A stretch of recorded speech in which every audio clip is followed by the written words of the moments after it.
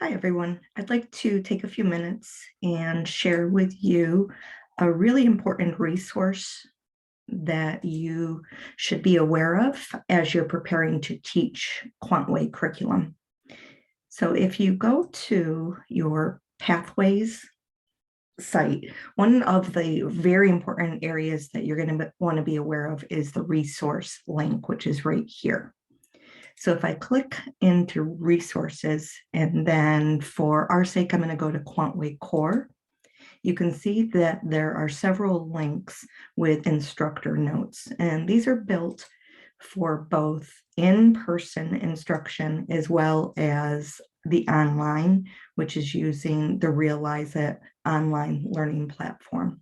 So if you click into that, that'll then be downloaded, and then I'm going to go to that and actually pull up lesson 1.6, which is a very interesting lesson in and of itself.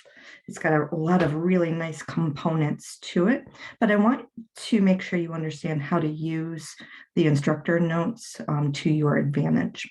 So lesson for unit 1.6 is entitled Whose Footprint is bigger, and the context of this is looking at water footprint, which we hope students will actually relate to, understanding that we don't have unlimited resources, and so conservation is a topic that should be of interest to many people. So if you look at this, you're going to see that this page is blue, and that means that this is focusing on materials that are only available to instructors. So the instructor notes have the pieces for the instructor as well as the pieces that the students would see if they purchase the workbook, or the pieces that are embedded in the Realize It nodes, which are pieces of the unit in the Realize It platform. We'll talk about that later.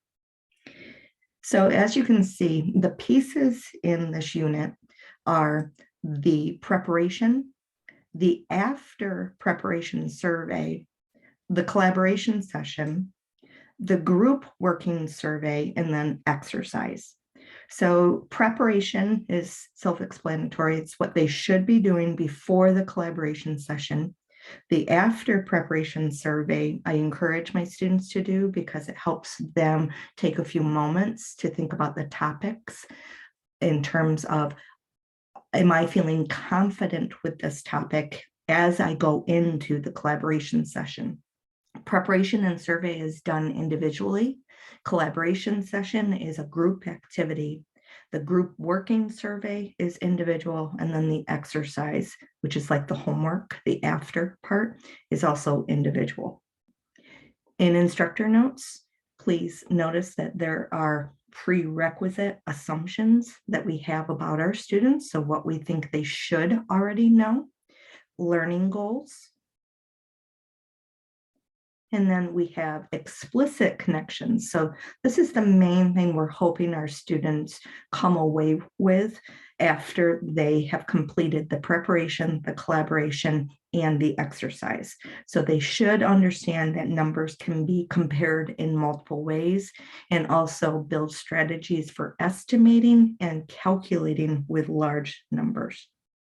As you're preparing to work with your students for Unit 1.6, it might be helpful for you to take notes for yourself. So one thing I want to do during this lesson, etc.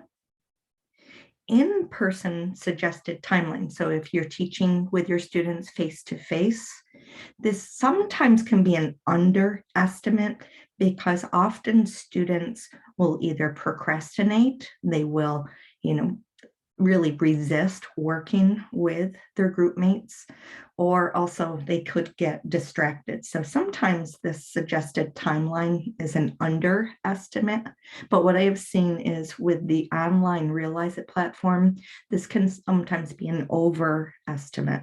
Students tend to be more focused and very, very on task, on point when working with the units in the collaboration session. Introduction is what we want students to know as they start the unit.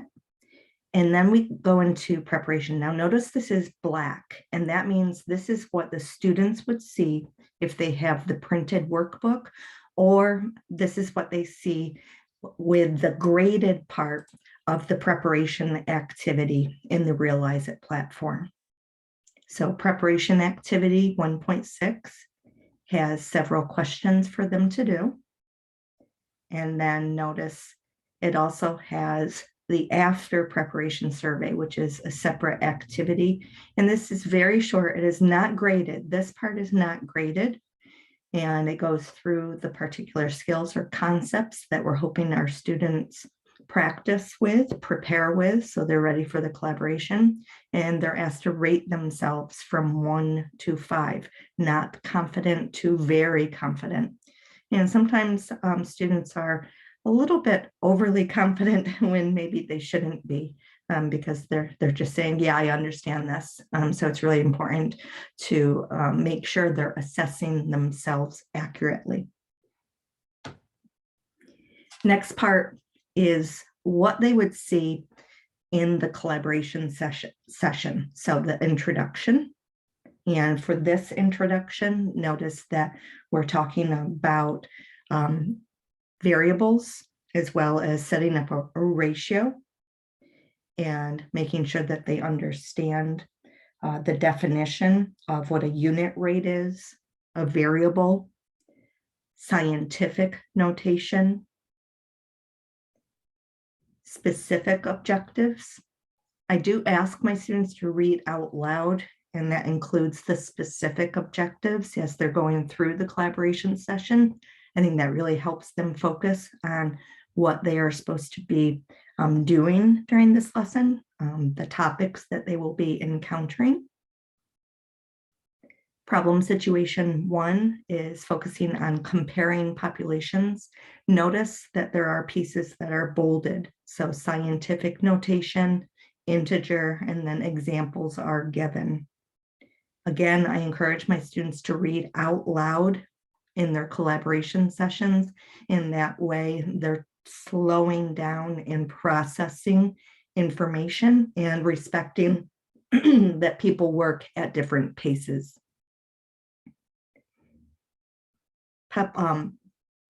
The first problem situation is really making sure that they're working with the definitions of scientific notation, integer, and then again, working with some examples. And so for problem number 1, it's really focusing on making sure they're practicing with writing in scientific notation. So going from a standard number and then a number, this can be very tricky for students. They need to first understand 7.2 billion and write it out often as a standard number, or not remember that a billion has 9 zeros. And so making sure they understand that as 7.2 times 10 to the 9th. Looking at advantages and ways to compare different populations. And then going back to a very common topic within the QuantWay curriculum, which is ratio. And so ratio is very helpful for students to use in order to compare numbers. Problem situation number 2, comparing water footprints, is really the heart of this lesson in terms of getting into some calculations. So while students are looking at this, and notice there is a lot to read in this lesson, they should be reading out loud. And one reason I like my students to read out loud is it picks up pieces that are very small but very important that are going to pop up in a subsequent question. So for example, per capita, they need to know that per capita means per person. So looking at this table, which gives population and water footprint information for the countries of China, India, and the United States, they need to make sure that they're reading this table very, very carefully. So they should know from previous experiences or exposure to lessons that the population of China is not 1,277,208. They should know that the population is much larger, but they will not be making their correct calculations if they do not notice that that population is given in thousands. Same with water footprint. They need to notice that this is in 10 to the 9th or a billion cubic meters per year. I'll talk about that more in a moment.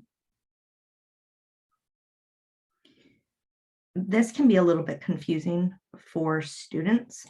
Is notice that for problem number 4, they are simply asking students to compare China's population with the population of the United States using a ratio. Now notice that that is using different numbers than in the table. So they may need to take a moment, recognize that, and realize, oh, that's because they're probably talking about it from a different year.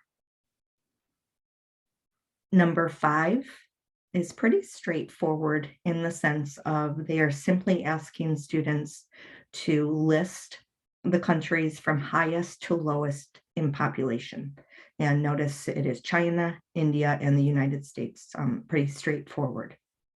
Number 6 is where students may need some help.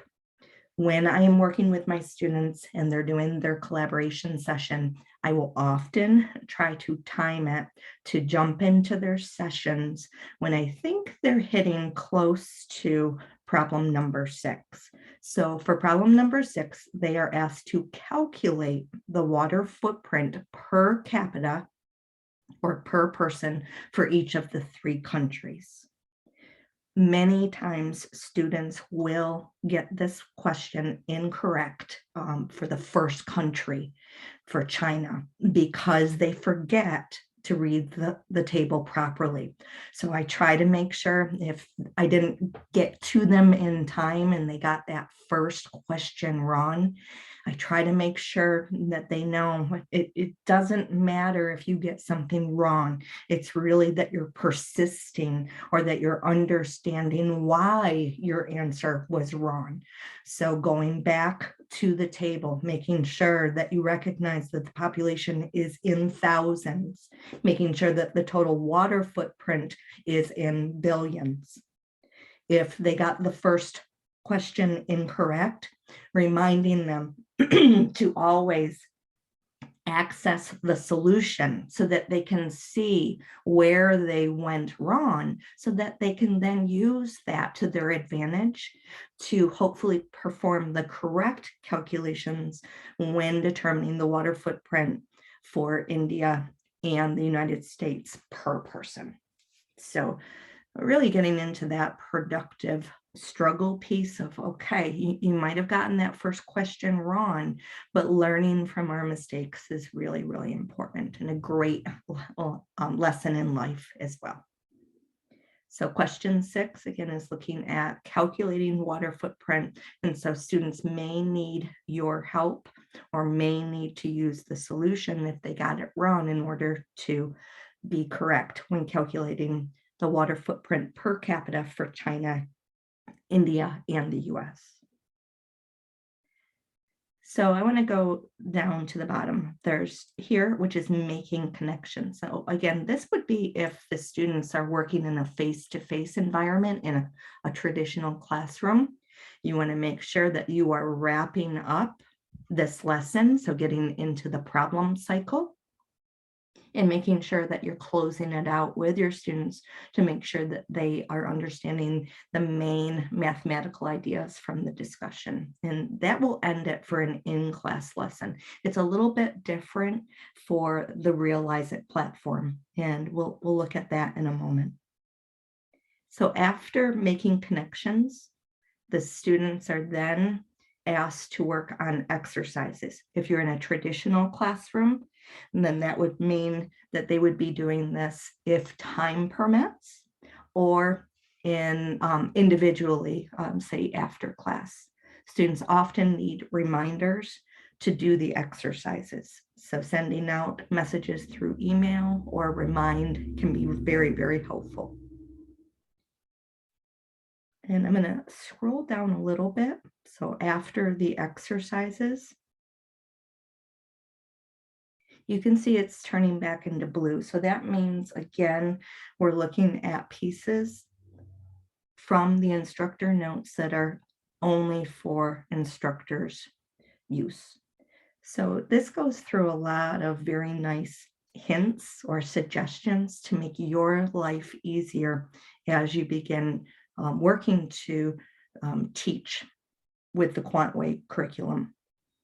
So for example, question number 6, which is the one I spent the most time on.